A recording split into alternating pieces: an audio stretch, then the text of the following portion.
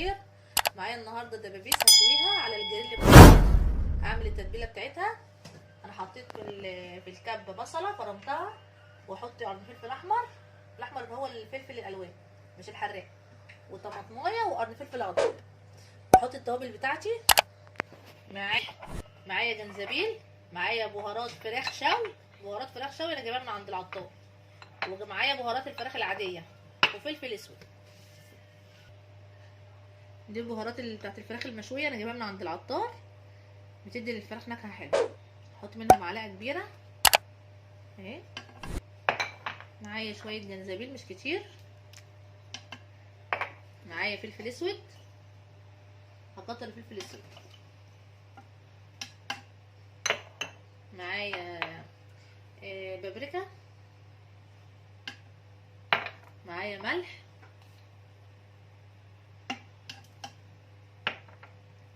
معايا بقى بهارات الفراخ بتاعتي العاديه اللي انا بتمم لها في الاكل العادي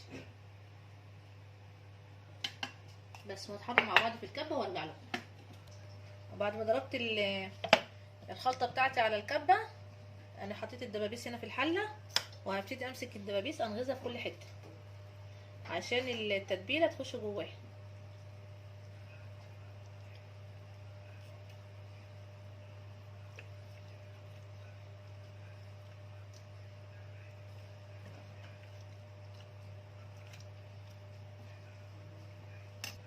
هبتدي هنزل بالتتبيله بتاعتي بعد ما فتحت الدبابيس بالسكينه من كل ناحيه. هبتدي انزل بالتتبيله بتاعتي على الفراخ واقلب فيها بايدي. دي طبعا غسلها كويس اهي. وابتدي اخلي التتبيله تدخل في كل حته في الفراخ اهي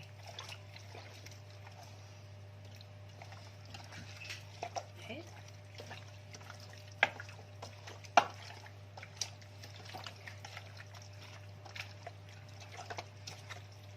وهسيبها في التتبيله دي لمده ساعتين 3، ولو يستحب برضك يبقى قبلها بيوم.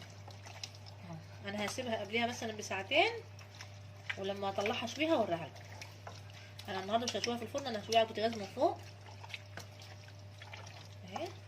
هي كده خلاص خدت من التتبيله بتاعتها من كل ناحيه، واحطها في التلاجة. اول ما اطلع اشويها اوريها لكم. اهو حبايبي بعد ما الفراخ طلعت واتبلت معايا لمده ساعتين في التلاجة. هو كان المفروض اسيبها اكتر من كده بس انا ما عنديش وقت فسيبتها ساعتين. هبتدي احط بقى الجريل بتاعي. الجريل ده بتاعي ده انا، هو مش الجريل بمعنى الجريل اللي احنا اللي عارفينه اللي هو المربع ده الجريل انا كنت جايباه كده من المول برضك لشوي الفراخ. هدهنه زيت. بعد ما دهنت الشوايه بتاعتي بالزيت هبتدي ايه اول ما تسخن معايا هبتدي انزل بها بالفراخ.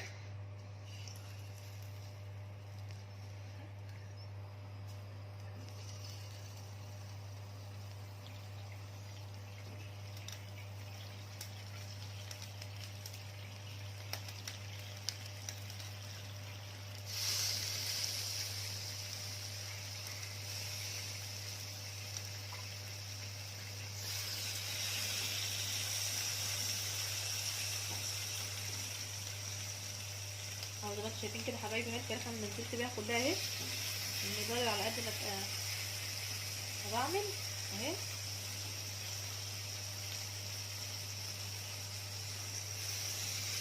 اهي هي كده كفت معايا الدبابيس اللي انا هعملها كلها اهي. وهغطي عليها شويه، ولما تبتدي تاخد تحميره من تحت هبتدي اقلبها على الناحيه التانيه.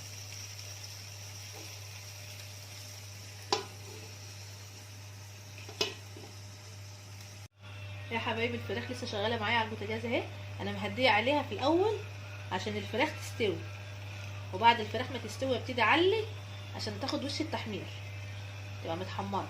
هي كده لسه داخله في السوا، هنخليها تستوي الاول بنار هاديه، وبعد ما تبتدي تدخل في السوا هبتدي اعلي عشان تاخد وش التحميره، يعني تبقى متحمره زي المشويه بالظبط، واحلى كمان من المشويه اللي احنا بنشويها على الفحم. ولما تخلص اوريها لكم. يا حبايبي الفراخ كده خلاص خلصت اهو زي ما انتم شايفين اهي. انا كده خلاص هغرفها واوريها لكم اهي. حبايبي الفراخ بعد ما خلصت غرفتها اهي، جميله والله، جميله وطابت معايا وبقت حلوه قوي اهي اهي. يا رب ما تنسونيش بقى في اللايك والشير والسبسكرايب، واشوفكم بخير، ويا رب الفيديو النهارده يكون